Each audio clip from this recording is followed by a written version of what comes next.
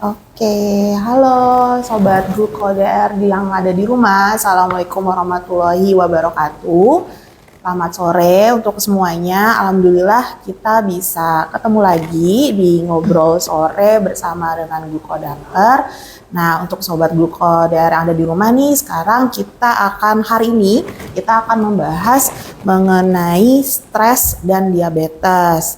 Nah, untuk Sobat Grup KDR di rumah pasti sudah nggak asing lagi ya bahwa stres itu juga dapat menumpuk disebabkan oleh aktivitas, oleh pekerjaan atau mungkin ada permasalahan. Nah, itu juga dapat menimbulkan resiko diabetes pada seseorang. Nah, hal tersebut karena perasaan yang tertekan menjadi penghalang utama untuk tubuh mengontrol glukosa dengan efektif. Hormon stres dapat langsung mempengaruhi kadar gula dalam tubuh kita dan menyebabkan reaksi tubuh kita sebagai upaya melawan atau akhirnya menghindari untuk memproduksi dari gula darah. Nah, hari ini kita akan membahas mengenai stres dan diabetes. Apakah memang benar kalau kita stres itu dapat berdampak buruk pada kondisi kadar gula darah kita atau bahkan menjadi diabetes? Nah, simak terus untuk obrolan sore hari kita hari ini sampai akhir, karena nanti di penghujung acara ada hal yang benar-benar ditunggu oleh Sobat Grup KDR yang ada di rumah, apalagi yang sudah mengikuti kuis yang sebelumnya kita sudah upload nih di Instagram kita. Jadi tonton terus Instagram live-nya sampai selesai biar tahu nih siapa pemenangnya untuk kuis kemarin. Oke, sebelum kita mulai, seperti biasa saya akan sedikit ada paparan produk knowledge nih, sharing lagi ke Sobat Glukodakter yang ada di rumah mengenai produk kami, yaitu Glukodakter Auto A atau AGM 4000. Jadi produk kita yang ini itu adalah produk yang sebenarnya ukurannya kecil seperti ini, tapi dia punya kapasitas memori yang besar, yaitu sebanyak 500 hasil uji yang dapat disimpan. Jadi kalau Sobat Grup KDR yang sudah mempunyai alat ini, sudah memakainya, tenang aja, hasil-hasil tes sebelumnya bisa tetap Sobat Grup KDR ketahui hasil sebelumnya itu berapa, karena dia sudah dapat menyimpan sampai dengan 500 hasil uji. Dan untuk pemeriksaannya pun dia hanya membutuhkan waktu selama 5 detik. Untuk sampel darahnya juga hanya sedikit nih, 0,5 mikroliter yang dibutuhkan. Jadi dalam waktu singkat dan sampel darah yang sedikit, Sobat Gluko sudah bisa tahu nih berapa jumlah kadar gula darah dalam tubuh dari Sobat Gluko yang ada di rumah. Nah, untuk produk ini kebetulan kita juga lagi ada promo nih di e-commerce. Jadi ini untuk harganya yaitu 99.000 untuk device-nya saja tanpa strip. Jadi Sobat Gluko bisa dapatkan ini di e-commerce seperti Tokopedia dan Shopee dengan harga 99.000. Nah, sebagai tambahan lagi, kalau misalnya untuk semua device dari Glukodakter itu sudah mempunyai garansi seumur hidup. Jadi untuk Sobat Gluko yang sudah mempunyai alat ini, gak usah khawatir kalau misalnya alatnya ada rusak atau misalnya ada kendala, bisa langsung dikirim ke kami, ke Glukodakter atau ke distributornya untuk nanti dicek. Kalau misalnya nanti ada kerusakan, bisa langsung kita ganti dengan alat yang baru. Nah, selain tadi ada promo 99.000, kita juga ada promo bundling. Jadi kalau misalnya Sobat Gluko di rumah membeli di e-commerce, membeli paketan yang lengkap, dengan itu adalah alatnya dan juga strip, bisa mendapatkan free kotak obat gratis. Oke, nah selanjutnya saya akan memperkenalkan untuk narasumber kita hari ini. Nah, untuk narasumber kita hari ini yang sudah ada di samping saya itu adalah Dr. Putu Ayu Puspitasari. Selamat sore, Dr. Putu. Oke, Dr. Putu ini sudah bekerja di Rumah Sakit Aulia dari tahun 2019 ya. Baik. Nah, untuk dari Rumah Sakit Aulia sendiri nih, Sobat Buko ya. Aku ada info sedikit mengenai Rumah Sakit Aulia. Jadi Rumah Sakit Aulia ini punya moto untuk membangun generasi. Dan visinya sendiri dia adalah menjadi rumah sakit yang memberikan pelayanan bermutu dari profesional menuju era digitalisasi tahun 2026. Nah, sebagai info tambahan lagi, untuk Rumah Sakit Aulia ini juga sudah terakreditasi paripurna oleh lembaga LARSI.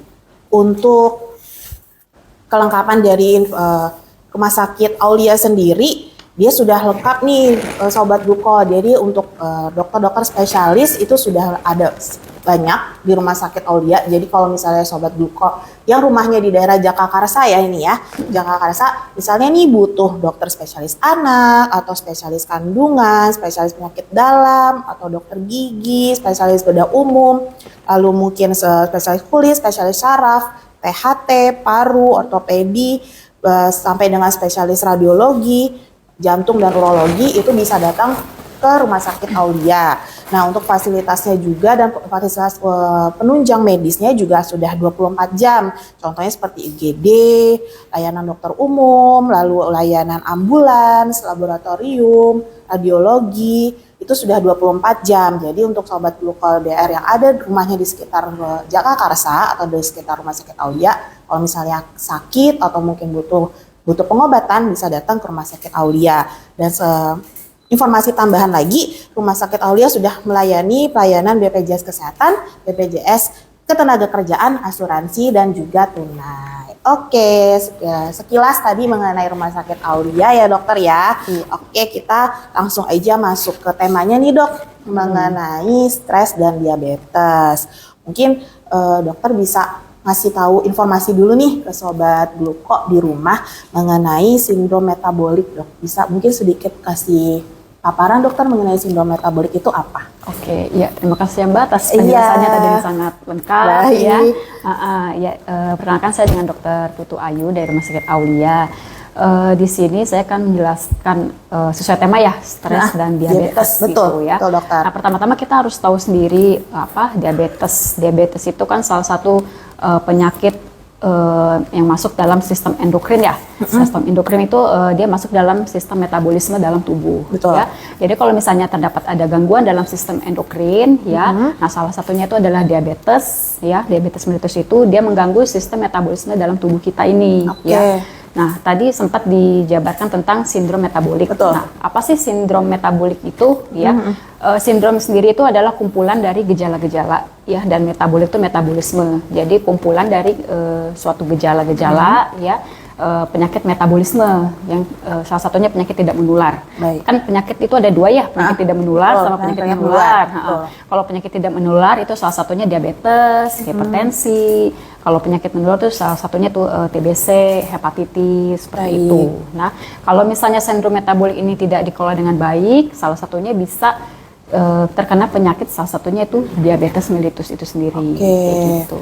Baik dokter, terima kasih. Nah untuk selanjutnya dia mungkin bisa di-sharingkan lagi ke Sobat Gluko dokter yang ada di rumah nih dok, mengenai penjelasan diabetes secara umum. Jadi diabetes secara umum itu sebenarnya apa sih dok? Mungkin masih ada yang belum paham, masih bingung nih di Sobat Gluko yang ada di rumah, mungkin bisa jelaskan lagi dok mengenai pengertian atau penjelasan diabetes secara umum itu sebenarnya apa? Oke, ya kan sekarang kan penyakit diabetes itu banyak ya, iya, betul, seluruh dunia, khususnya di Indonesia juga gitu kan, dan bahkan di Indonesia sendiri menempati 5 besar nih penyakit diabetes terbanyak. Tapi orang-orang masih belum aware nih terhadap diabetes karena nggak tahu apa itu diabetes, nggak tahu apa itu gejala diabetes ya. Nah kalau diabetes itu salah satu gangguan kronis atau penyakit kronis yang menyerang organ, yaitu namanya pankreas. Nah di pankreas itu kan dia menghasilkan hormon yang namanya insulin gitu ya.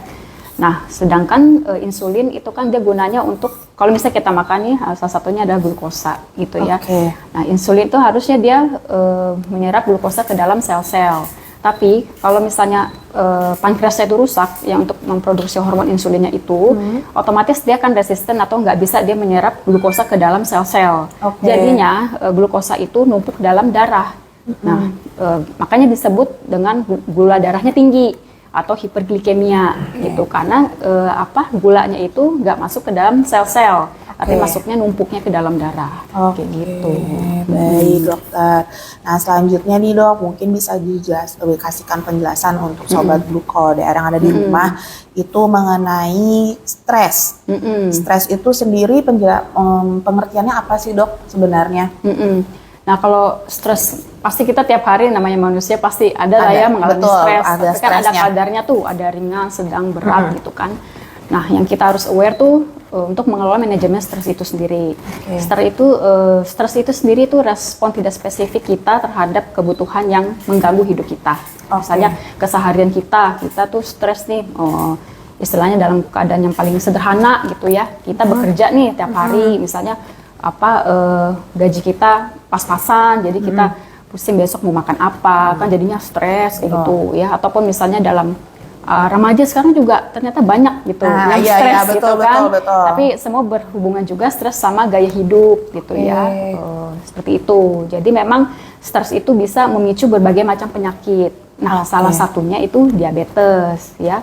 Sebenarnya banyak sih stres, karena stres itu kan dia mencangkup semua lingkup ya.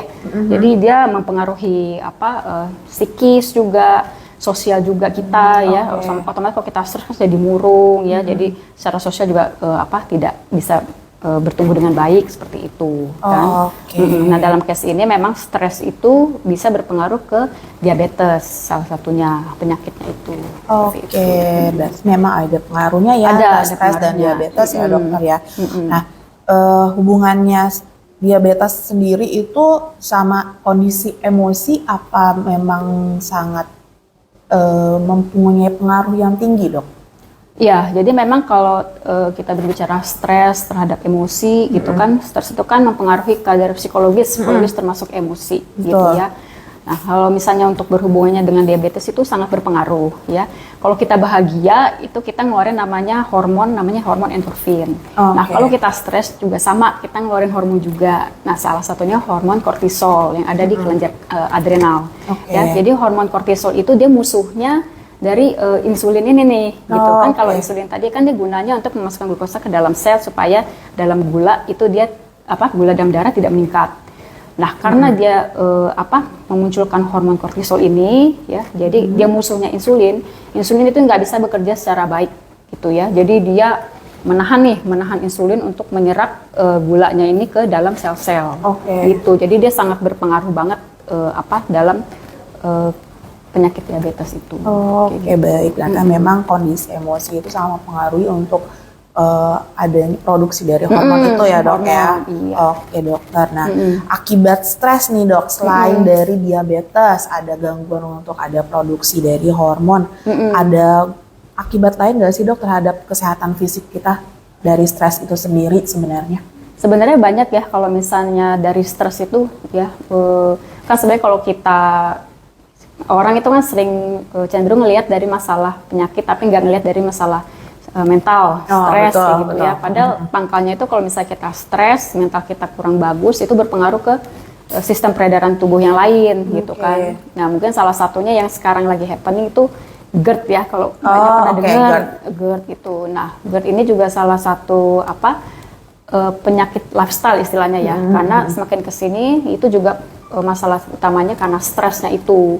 Ya, jadi karena dari stres memicu salah satu diabetes, GERD. Kalau GERD itu dia lebih ke lambung ya, asam lambung ya. Karena asam lambung misalnya gejala-gejalanya itu kayak muntah, mual, sakit kepala, terus dadanya juga terasa panas atau sesek gitu. Nah, itu kan mempengaruhi aktivitas sehari-hari juga tuh gitu kan. Jadi memang dampaknya luas banget sih gitu. Memang berarti nggak cuma adanya gangguan untuk produksi hormon dan diabetes, tapi juga ada gangguan di lambung juga bisa kena ya, pencernaan juga bisa kena ya, dokter ya, dari stres ini. Kata banyak ya sobat Gluko, makanya kalau bisa kalau ada masalah mungkin bisa sharing dulu ke orang rumah atau orang terdekat biar bisa terhindar dari penyakit tadi ya, dokter ya. Nah, untuk tips sehatnya nih, dok, untuk tips sehat supaya kita bisa terhindar mungkin dari stres dan bisa terhindar dari diabetes itu tersendiri, ada nggak sih, dok, tips sehatnya apa kira-kira? Untuk tips sehat sih ada ya, pasti ada nih tipsnya.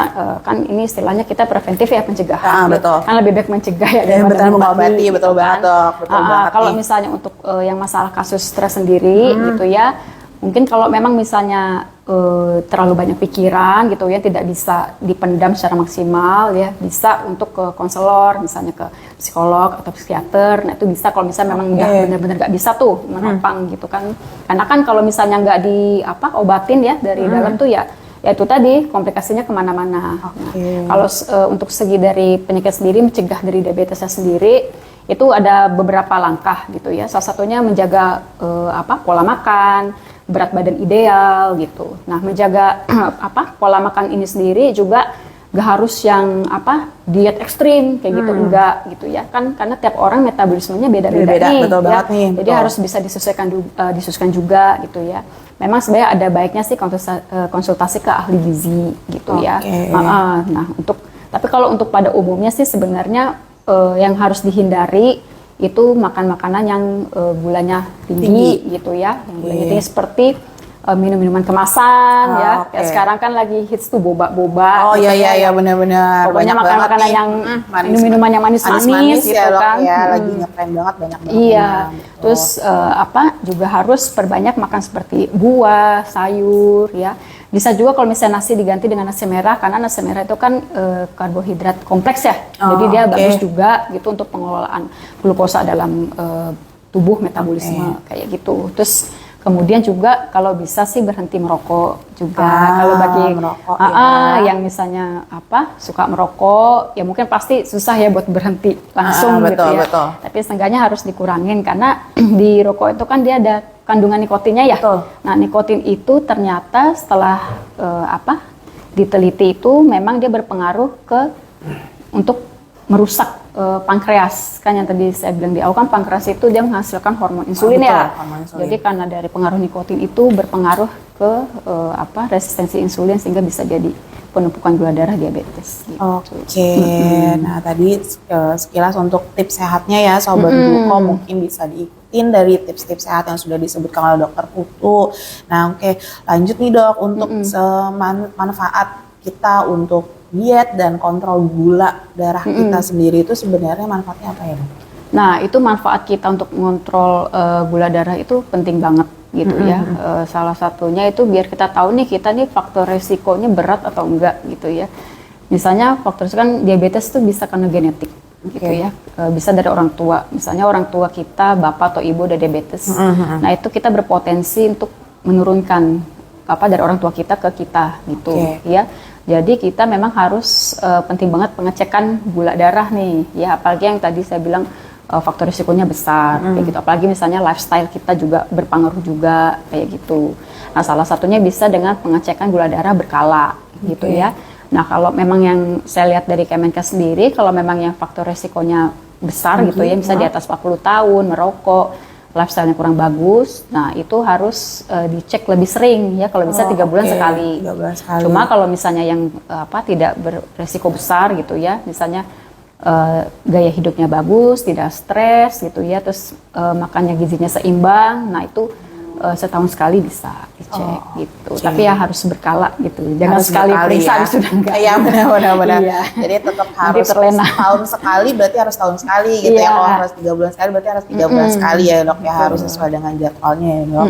Nah untuk cek gula darah sendiri Dok kan sudah banyak ya di pasaran. Contohnya ke produk kami ini dari Gluko Dokter, ini adalah kan cek gula darah sendiri nih, gula darah mandiri. Nah dari dokter sendiri ada nggak sih Dok tipsnya? Tips untuk mungkin Sobat Gluko ada yang mau beli alat cek sendiri nih buat dipakai di rumah, ada nggak tipsnya untuk memilih alat tes gula darah mandiri itu seperti apa sih sebenarnya? Apa yang harus dilihat pertama kali sebelum ketika mau membeli alat itu? Iya, jadi memang penting banget ya punya alat tes kesehatan ya, tensi, terus gula darah, kolesterol tuh penting banget ya, biar kita bisa aware sama kesehatan kita. Tapi kan kadang kita bingung ya gimana sih kita tahu misalnya ini alat kesehatannya bagus atau enggak, sesuai atau enggak, kayak gitu kan. Yang pastinya sih kita melihat sensitivitas dari barangnya itu sendiri gitu ya. Pertama alatnya itu sensitif kan, kalau misalnya kayak alat gula darah nih, dia kan ada alatnya yang buat ngebaca, terus lancet yang jarumnya sama yang stripnya itu buat yang darahnya itu ya.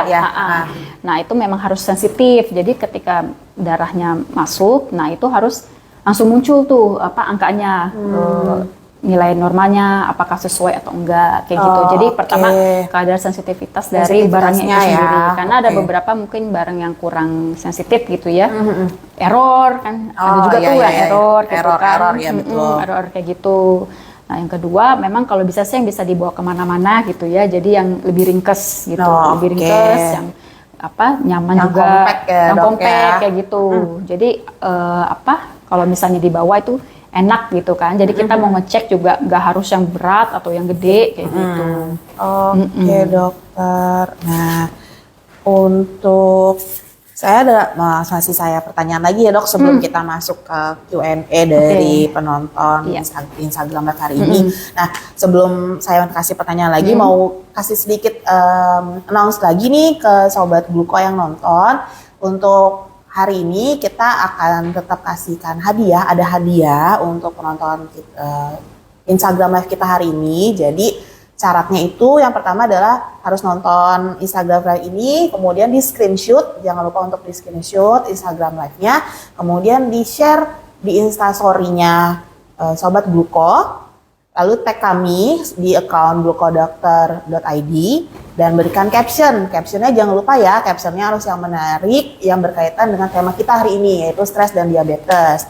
Lalu di save, jangan lupa buat insight di Instagramnya, di akun Instagram Sobat Gluko di rumah, untuk di insight ya, ditaruh di insight-nya supaya tetap tersimpan, jadi masih bisa kita cek untuk Sobat Gluko yang sudah memberikan postingan, sudah sharing di Instastory-nya masing-masing. Jadi bisa kita cek nih siapa kira-kira nanti pemenangnya.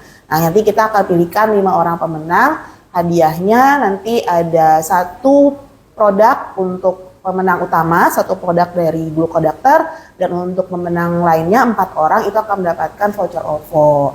Jadi jangan lupa untuk di screenshot, lalu di posting di Instastory, buat caption yang menarik mengenai stres dan diabetes, tag kami, dan juga tag temennya 3 orang. Oke, jangan lupa ya. Oke, lanjut nih dok. Selanjutnya saya mau tanya nih dok mengenai teori menyatakan bahwa jaringan lemak merupakan jaringan endokrin aktif. Itu maksudnya gimana ya dok?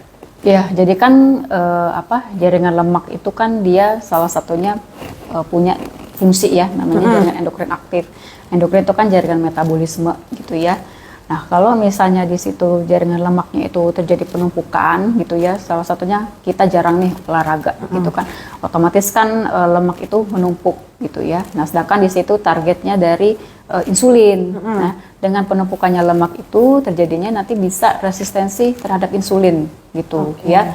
Jadinya nanti glukosa itu ya tidak bisa masuk secara optimal gitu ya, jadinya menumpuk lagi di darah gitu kan. Nah, terjadilah hiperglikemia atau gula darahnya yang meningkat. Nah, biasanya jaringan lemak itu ada di hati ya, sama otot di situ biasanya kayak gitu. Oke. Nah, untuk stres sendiri dok, kenapa sih stres itu pasti kayak berkaitan dengan naiknya berat badan? Iya. Itu kenapa dok? Bener banget gitu ya. Itu kenapa ya dok bisa ada kaitannya stres dengan kenaikan berat badan sehingga ya timbullah si diabetes ini. Itu kenapa ya dok? Kenapa bisa menyebabkan stres itu bisa menyebabkan naik berat badan? Iya. Jadi kan kalau yang namanya stres gitu ya, otomatis kan kita tuh kayak antara bisa makan atau nggak pengen makan sama sekali gitu ya. Ya, balik lagi tuh ke hormonal lagi tuh ya, ke hormon itu pemicunya itu ya. Nah, karena kita misalnya terjadilah hormonnya itu yang berlebih ya, hormon kortisolnya itu yang berlebih ya. Jadi itu dia memicu kita supaya makan terus gitu ya. Nah, akibatnya dari itu gangguan dari hormonalnya itu memicu berat badannya yang tidak ideal gitu. Karena berat badannya tidak ideal, lagi-lagi tuh yang penumpukan di lemak ya, jaringan lemak itu, terus terjadinya resistensi insulin ya. Nah, makanya langsung gula darahnya tinggi ya. Makanya dari stres, kenapa sih dari stres bisa jadi ini ya bisa naik berat badan. Nah, itu dari situ karena dari pengaruh hormonalnya itu sendiri. Jadi ada pengaruh hormonal, jadi membuat kita jadi rasanya kayak lapar terus kita dok, yang maunya nggak makan terus ya. Oke deh dok. Nah, terakhir ya dok sebelum masuk ke Q&A. Kontribusinya nih dok, kontribusi ya stres dan obesitas terhadap diabetes itu berapa sih dok? Berapa persentasenya dok? Oh itu mah cukup ini ya, signifikan ya, untuk persentasenya ya, bisa di atas 50 gitu ya persentase. Karena kan kalau misalnya pemicu stres terhadap diabetes sendiri itu memicu komplikasi. Diabetes itu kan salah satu penyakit yang istilahnya ibu dari segalanya gitu. Jadi kalau udah kena diabetes itu gampang terkena penyakit yang lain. Kayak TBC, terus misalnya kita luka nggak sembuh gitu. Nah itu salah satunya bisa komplikasi dari diabetes ke mata, bisa juga jadinya retina diabetikum istilahnya gitu ya. Jadi lama-lama nggak dikelola dengan baik bisa menimbulkan kebutaan kayak gitu ya. Makanya di situ kalau misalnya stres tidak dikelola dengan baik, terus jadi menimbulkan diabetes. Nah diabetes itu mau nggak mau kan menimbulkan komplikasi yang cukup berat. Salah satunya itu jadi banyak penyakit kitanya itu. Nah baik. Nah tadi terima kasih ya dokter ya untuk paparannya mengenai stres dan diabetes. Tadi kan sudah sekilas dijelaskan nih oleh dokter Putu mengenai stres dan diabetes. Jadi memang ternyata ada hubungannya nih antara stres dan juga diabetes. Jadi kalau misalnya kita stres ada hormon-hormon yang terganggu nih produksinya sehingga dapat memicu kita untuk makan banyak ya dokter ya, makan banyak. Akhirnya kalau sudah makan banyak tidak terkontrol, jadi gula darahnya naik, akhirnya bisa kena diabetes. Nah oke, dokter, kita selanjutnya masuk ke Q&A ya dok ya, yang ini kebetulan sudah banyak nih dok yang dikirimkan oleh Sobat Gluko DR yang ada di rumah nih ngasih pertanyaan ke dokter Putu. Saya carikan dulu ya dok ya, satu-satu nih karena banyak nih lumayan banyak ternyata. Banyak yang concern juga nih dok ternyata antara stres dan juga diabetes ini. Oke nih dok, ada pertanyaan dari Ana_FZ. Mbak Ana nih tanya nih dok, bagaimana sih ciri stres yang dapat menyebabkan diabetes? Red flag-nya apa aja? Oke. Gitu, dan jadi, tipsnya gimana ya? Gitu katanya dok. Jadi dia nanyain dua ya? Iya. Ciri-cirinya dari stres yang menyebabkan si diabetes itu. Lalu tipsnya bagaimana? Nah tadi sempat disinggung juga ya, stres itu kan bisa memicu kita makan yang tidak terkontrol gitu ya. Nah kalau misalnya kita stres, kemudian pola makan kita nggak teratur, diabetes itu ada namanya trias klinis ya, jadi cepat lapar, cepat haus, cepat kencing kayak gitu ya. Misalnya kita nggak pernah ngecek nih, anggaplah kita nggak pernah aware ya, maksudnya nggak pernah ngecek gula darah gitu. Kita stres, terus habis itu gaya hidupnya nggak sehat kayak gitu kan, terus ternyata kita kok sering lapar padahal 5 menit yang lalu udah makan lapar lagi. Terus cepat aus juga tuh istilahnya bukan dehidrasi ya. Kalau dehidrasi kan misalnya kita di tempat panas terus kita aus gitu, kita cepat aus gitu ya. Terus kemudian cepat kencing, sering kencing gitu ya, misalnya tiap malam kok kita bangun-bangun terus nih, mau pipis terus kayak gitu. Nah itu salah satu ciri-ciri dari diabetes ya. Bisa jadi dari pangkalnya stres, kita nggak aware, terus muncullah keluhan-keluhan seperti itu. Nah itu wajib diperiksakan, cek gula darah kayak gitu. Nah terus tips-tipsnya nih biar mencegah stres ya. Karena dia sempat udah disinggung juga ya di awal ya. Jadi memang mengelola stres itu agak sedikit-sedikit gampang ya, sebenarnya sedikit-sedikit gampang ya. Baik gitu ya. Kalau misalnya memang kita stres ya, kita lagi mumet banget ya, mungkin bisa cari hobi yang menyenangkan kita gitu, misalnya olahraga.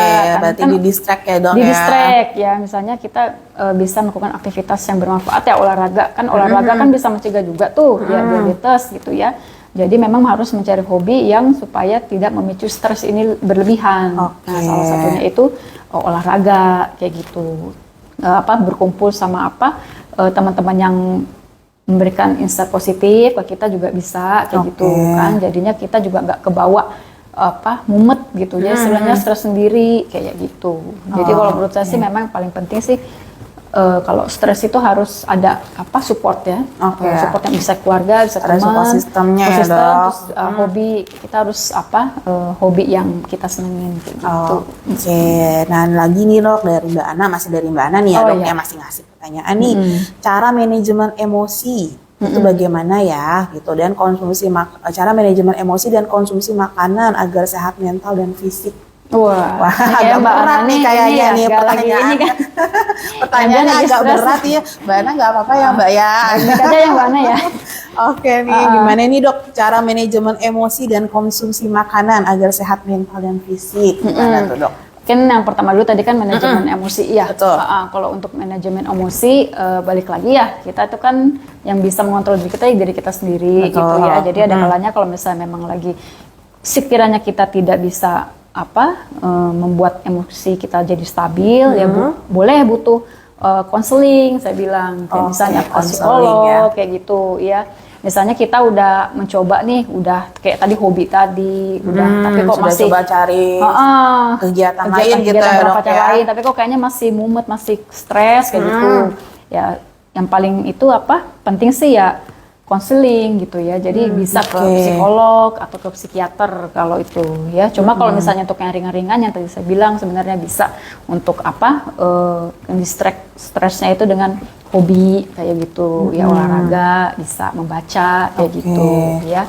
Terus tadi yang kedua ini makanan ya. Betul. Makanan-makanan Caranya konsumsi makanan agar konsumsi makanan sehat agar sehat mental dan fisik bagaimana tuh Dok? Yang pertama sih memang harus makanannya itu yang karbohidrat kompleks tadi ya, yang seperti nasi merah sayuran, buah-buahan, sayuran hijau itu penting banget gitu ya. Terus juga hindari makanan yang tinggi natrium ya, seperti makan makanan kemasan tuh, atau misalnya kayak mie instan, pokoknya serba instan yang cepat saji itu kan biasanya tinggi natriumnya, itu mesti dikurangi ya. Termasuk juga minum-minuman yang kaleng-kalengan gitu ya, manis-manis itu harus dihindari kayak gitu. Terus juga menghindari rokok tadi ya, terus kemudian juga kalau misalnya suka konsumsi itu buah-buahan, sebenarnya buah-buahan itu yang penting sih ini ya yang nggak manis ya kayak gitu, sebenarnya nggak ada spesifiknya, cuma memang yang jangan yang manis-manis kayak kelengkeng gitu kan, dia manis banget gitu ya. Jadi kalau bisa yang memang kadar glukosanya tidak terlalu tinggi seperti alpukat itu bisa kayak gitu. Nah lanjut ya Dok, Mas ya, pertanyaan selanjutnya nih. Pertanyaan yang berikutnya itu dari Aulia Putri, Aulia.putri. Mbak Aulia ini tanya Dok, bagaimana cara agar kita sehat dan anti diabetes? Karena kan milenial suka konsumsi makanan junk food, katanya gitu. Emang susah sih agak sekarang susah ya, betul. Susah soalnya sekarang kan zamannya memang serba instan gitu ya. Iya, jadi betul memang banget, Dokter. Sebenarnya lingkungan sih mempengaruhi banget gitu kan. Lingkungan kita mempengaruhi banget gitu, tempat kerja, tempat tinggal, terus memang kita misalnya suka jajan atau enggak kayak gitu. Tapi kalau kita misalnya memang dari awal tuh sudah aware terhadap kesehatan, sebenarnya sih bisa tuh ngerem untuk jajan-jajan sendiri ya. Gitu ya. Yang penting sih kita ingat pencegahannya aja gitu ya. Pencegahannya itu jangan yang seperti tadi makanan-makanan dan minuman yang saya bilang tadi gitu ya. Kalau misalnya diikuti teman-teman atau apa tuh ya, kalau bisa jangan terpengaruh gitu ya. Kadang-kadang kan kita hasutan tadi nggak mau pada beli, ya udah deh jadi beli ikutan gitu. Ya Dok ya. Nah, jadi memang harus dari dalam diri sendiri itu harus aware gitu. Ya, karena kan memang sebenarnya kalau mau dilihat kan sebenarnya banyak ya dari komplikasi dari penyakit-penyakit akibat lifestyle ini gitu kan. Ya itu tadi satunya diabetes, kanker juga. Kan sekarang karena akibat dari makanan-makanan yang instan itu. Gitu. Jadi memang harus dari diri harus sendiri. Harus ada awareness dari diri sendiri untuk mengontrolnya ya. Oke deh. Nah, selanjutnya Dok, pertanyaan lanjutan ya. Ini dari Kak Irna FH 1209. Dok, saya DM tipe 1. Kalau ujian kampus, GDS saya suka naik, padahal saya nggak merasa stres, dia bilang gitu Dok. Gimana ya cara antisipasinya? Apa insulinnya perlu dinaikkan dosisnya?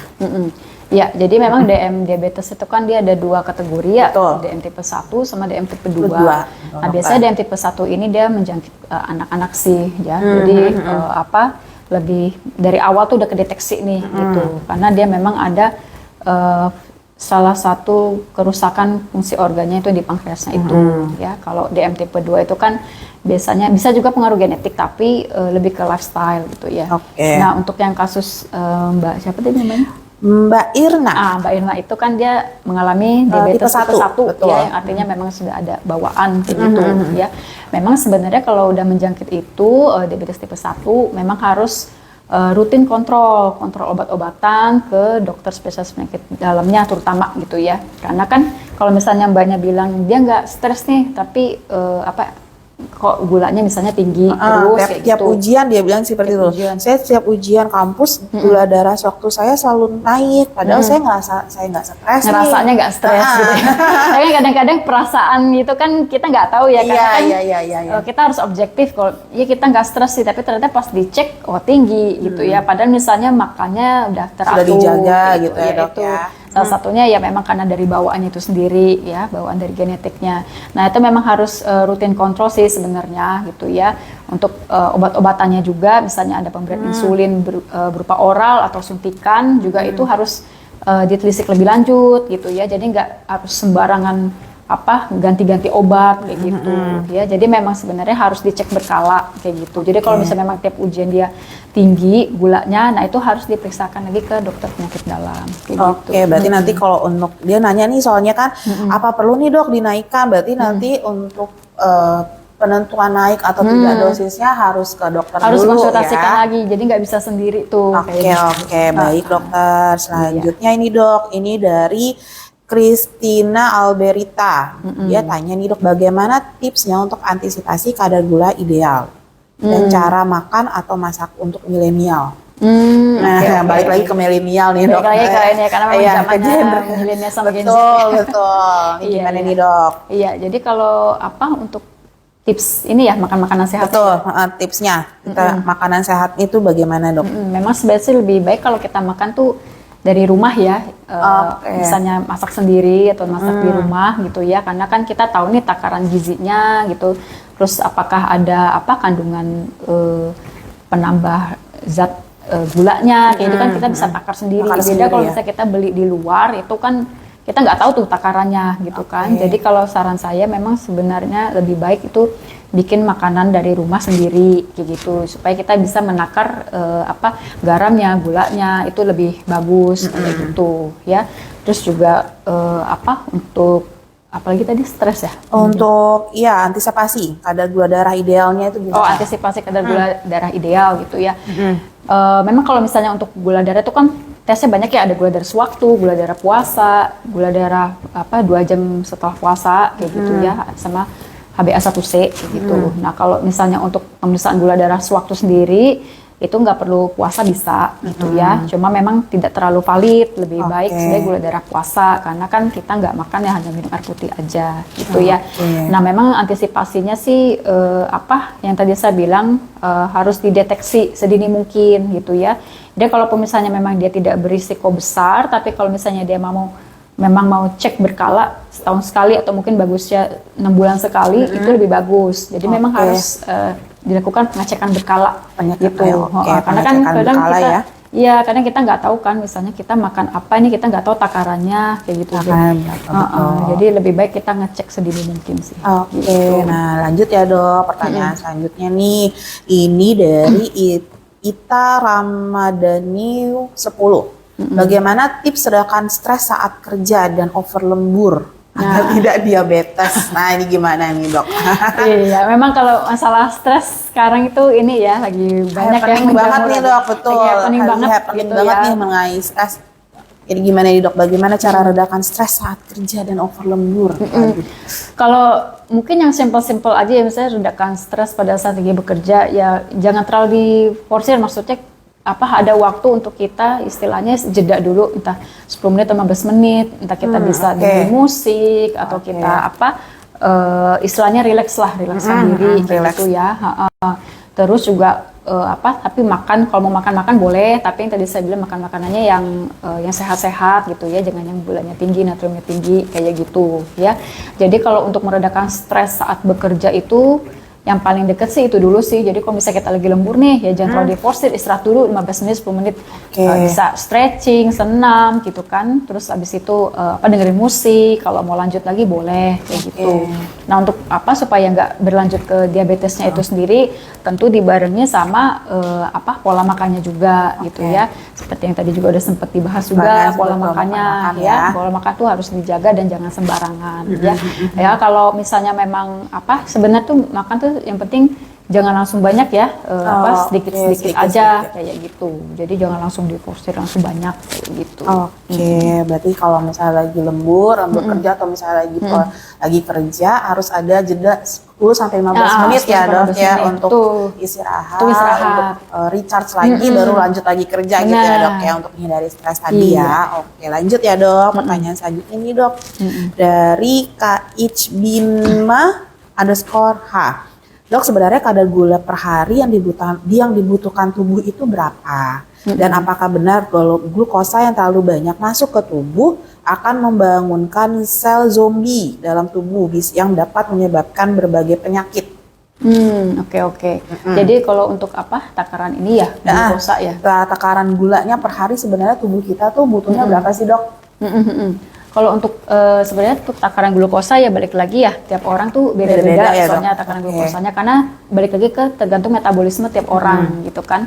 Metabolisme tiap orang kan ada yang orang memang berisi, ada yang enggak kayak gitu ya. Nah itu harus dikontrol lagi sama dokter ahli gizinya juga. Jadi sama konsepnya tuh sebenarnya sama kayak orang minum air putih gitu.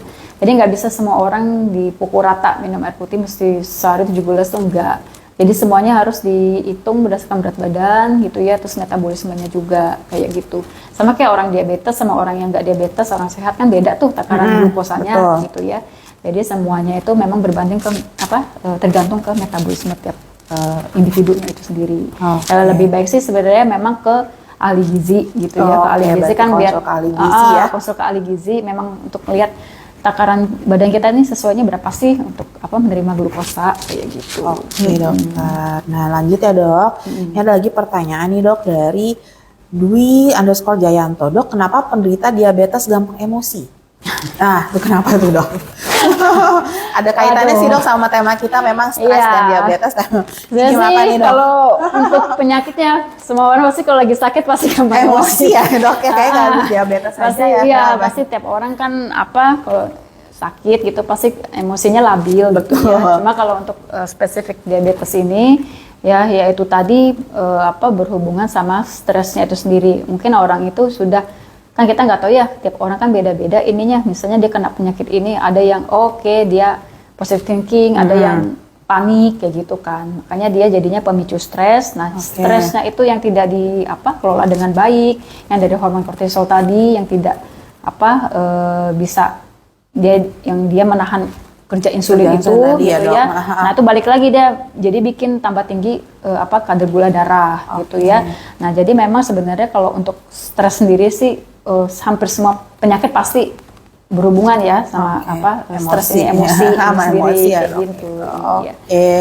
Lanjut dok, pertanyaan selanjutnya dokter ya, ini banyak nih dok yang nanya soalnya nih. Kayaknya memang menarik temanya soalnya mengenai stres ya dok. Nih dok, dari Didis 1957. Dok, saya mengalami gangguan emosional eating. Saya punya dan dia juga punya keturunan diabetes katanya dok. Saya takut kena DM gara-gara gangguan tersebut. Bagaimana ya dok baiknya? Apa saya perlu ke psikolog? Iya. Ya saya pernah dengar ya tentang gangguan psikologis eating itu sendiri. Betul. Itu gimana tuh dok? Jadi memang sangat berpengaruh banget sama diabetes gitu ya. Apalagi kalau punya orang tua yang ada dia ada keturunan juga nih dok katanya. Itu berpengaruh banget kayak gitu ya. Memang kalau saran saya bisa dikonsultasikan ke psikolog gitu ya untuk masalah, karena kan salah satu gangguan kepribadian juga ya. Maksudnya gangguan psikiatri juga gitu ya. Jadi untuk masalah makannya itu sendiri gitu ya. Jadi memang harus dikonsultasikan ke dokter psikiater gitu juga bisa untuk mengelola manajemen makannya itu bagaimana gitu sehingga nggak berpengaruh ke diabetesnya itu. Baik dokter. Selanjutnya ya dok, ini dari Sarifatul Jannah. Dok, apakah kadar gula bisa naik turun dalam satu hari? hari. Apakah bumil, ibu hamil ini harus sering cek kadar gula darah, Dok? Oh iya, ya diabetes itu juga bisa ke orang hamil ya, wanita hamil, namanya diabetes gestasional gitu ya. Tapi dia memang menyerang orang wanita yang lagi hamil, makanya ada penyakit khusus diabetes gestasional gitu. Untuk misalnya dalam sehari dia bisa naik turun atau enggak, sebenarnya kalau misalnya dia minum obat itu bisa menurunkan ya. Misalnya dia terlalu tinggi minum obat bisa. Cuma kalau misalnya dia nggak minum obat gitu ya, susah untuk di manajemen. Jadi kemungkinan untuk tiba-tiba bisa turun dengan sendirinya itu susah. Begitu juga misalnya awalnya segini nih, terus tiba-tiba naik gitu ya. Kalau misalnya dia tidak ada riwayat sih sebenarnya nggak bisa ya, susah. Kecuali kalau memang pankreasnya itu udah rusak gitu. Nah itu memang kan udah komplikasi lagi ya kayak gitu berarti ya. Itu biasanya sih harus di manajemen dengan obat-obatan kayak gitu. Cuma kalau tanpa obat sih biasanya jarang yang kayak gitu. Oke dokter, selanjutnya ya dok, saya pilihkan 5 pertanyaan lagi ya dok ya? Ya boleh. Boleh ya. Pertanyaan selanjutnya ini dari Dwi Jayanto, Dwi Ariska Jayanto, dok mengapa peredaran darah pada penderita diabetes tidak bisa berjalan dengan baik?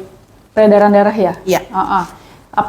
Peredaran darah di tubuh kita kalau misalnya tinggi gitu ya, gula darahnya kan gula darah itu harusnya ke dalam sel, masuk ke dalam sel gitu ya. Tapi misalnya dia tidak terfasilitasi oleh insulin dengan baik gitu, dia masuk ke dalam darah gitu ya, sehingga itu kan otomatis mengganggu peredaran darah juga gitu ya.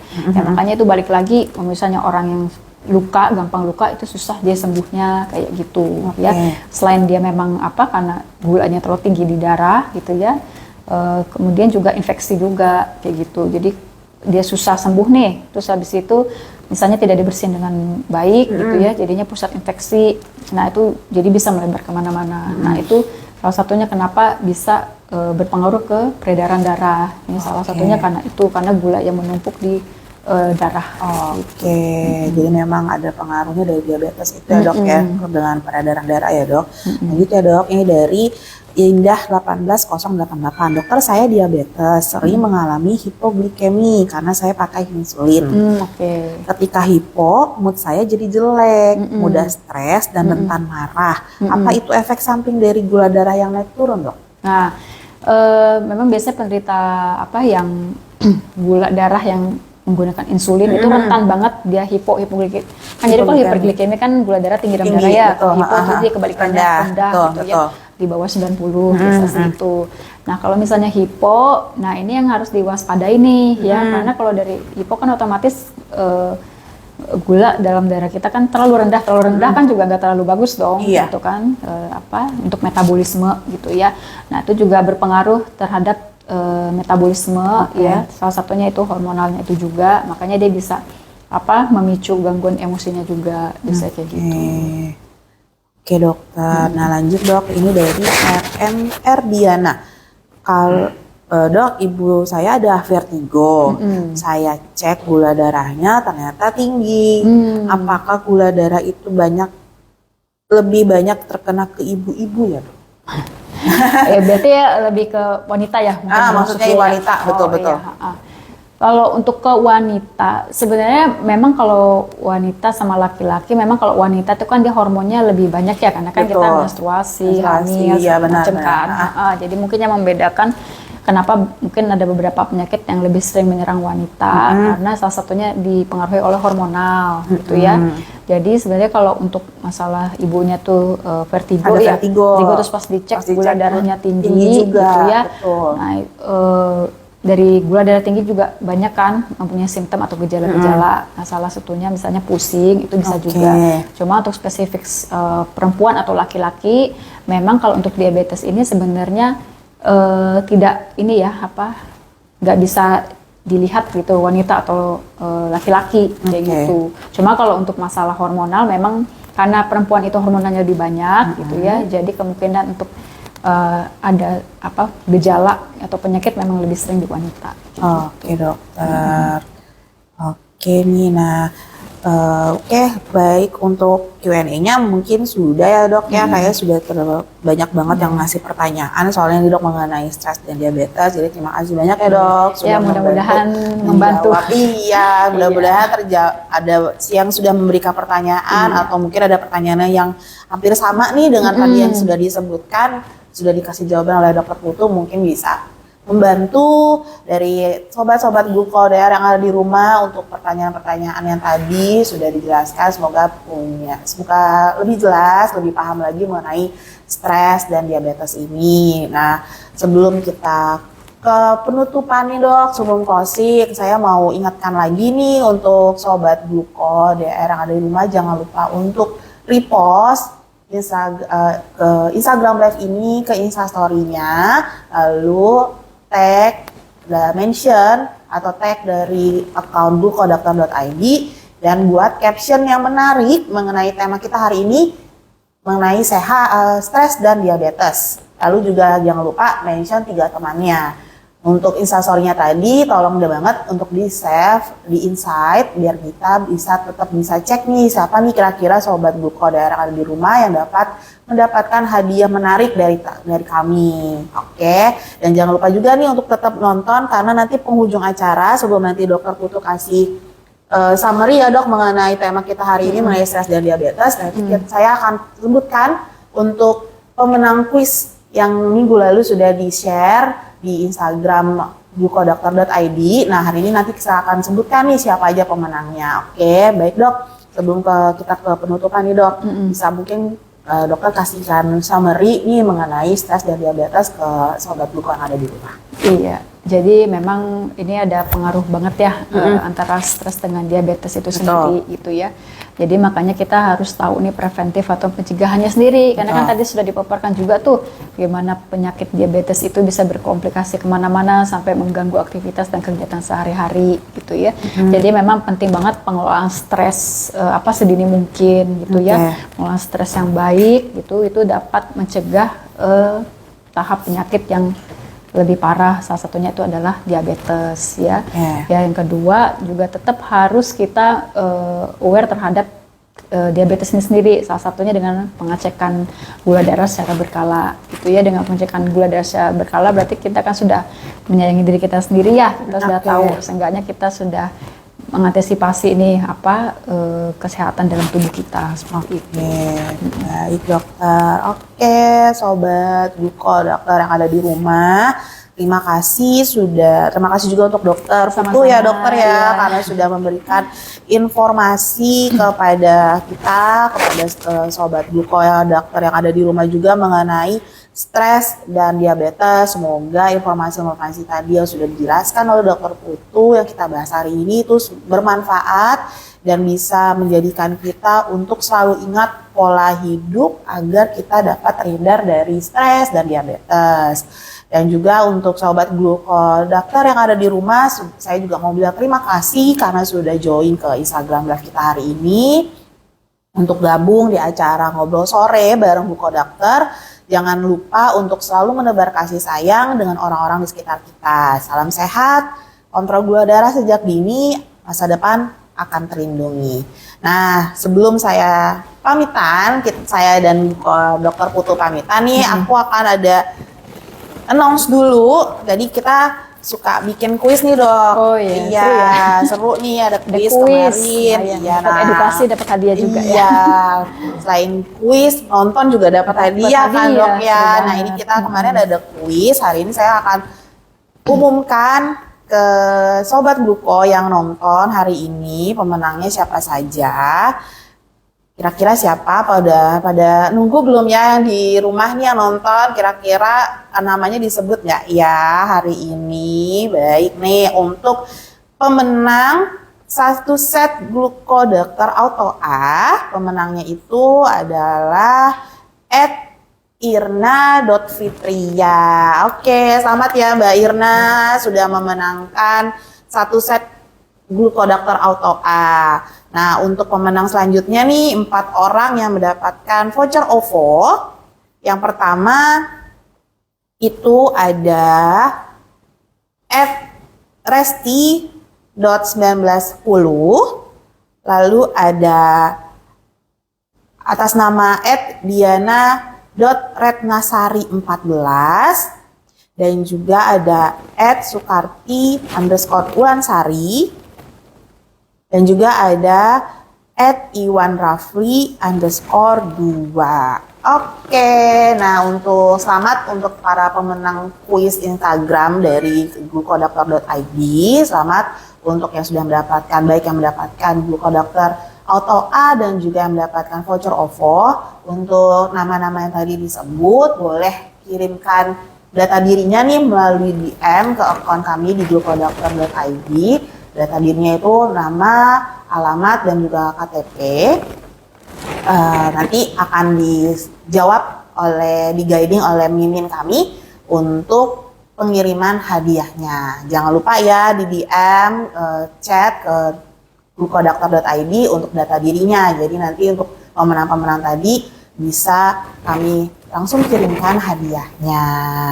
Oke deh teman-teman, Sobat Gluko semuanya sudah nonton, terima kasih kembali ya sudah tetap stay sampai penghujung acara. Sampai ketemu lagi di ngobrol sore bareng Glukodokter selanjutnya bersama dengan saya Dwi Anggraini dan juga nanti ada narasumber-narasumber lain dan juga dengan tema-tema menarik. Oke, terima kasih. Assalamualaikum warahmatullahi wabarakatuh. Dadah.